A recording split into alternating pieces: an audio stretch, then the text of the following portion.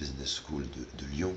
Et pour moi, c'était un moment important. Les préparatifs avaient été faits, tout avait été organisé avec l'accord d'ailleurs de l'administration, d'après ce qu'on m'avait dit.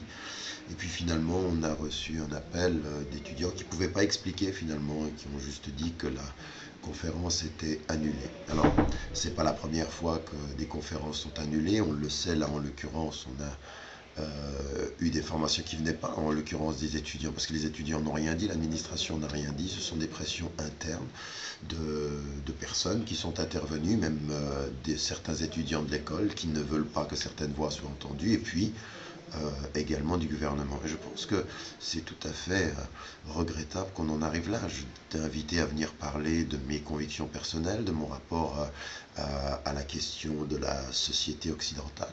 Je suis invité à le faire partout dans le monde. Je veux dire, hier j'étais à Cambridge, avant-hier j'étais à Oxford, dans les plus grandes universités européennes et internationales aux États-Unis, pour arriver en France et être traité de cette façon-là 2 jours avant l'intervention et sans explication.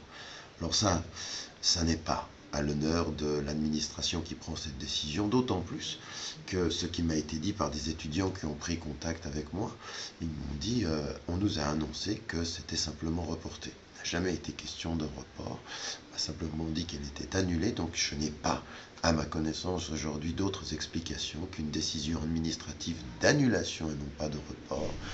C'est malheureux. Par contre, si l'administration revenait sur sa décision et si, en accord avec les étudiants, eh bien, cette invitation était renouvelée pour l'honneur de cette école, qui est une grande école, eh bien, j'y reviendrai.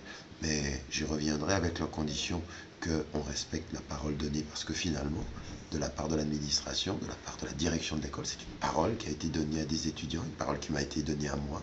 Et Dieu sait si mon temps est compté parce que j'ai beaucoup de travail. Eh bien, tout à coup, elle n'est pas respectée 2 jours avant. Pour la liberté d'expression, pour l'honneur de l'intelligence française, pour l'honneur de la liberté d'expression et d'un pays qui revendique ces valeurs-là, eh bien, il faudrait revoir ce type de décision et ne pas en arriver à cela.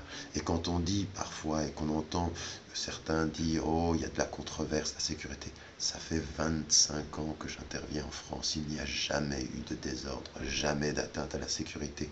C'est un prétexte, il n'a jamais été question de cela dans aucune de mes conférences. Et si, de surcroît, on n'était pas d'accord avec ce que je dis, dans une grande école comme cette école, il faut en débattre.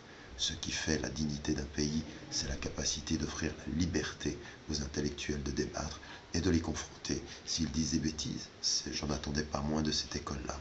Et je n'attends pas moins de l'administration qu'elle pense et reconsidère ceci, parce que j'ai eu des témoignages d'étudiants qui étaient tristes de voir leur direction agir de la sorte. Parce qu'effectivement, c'est une triste décision.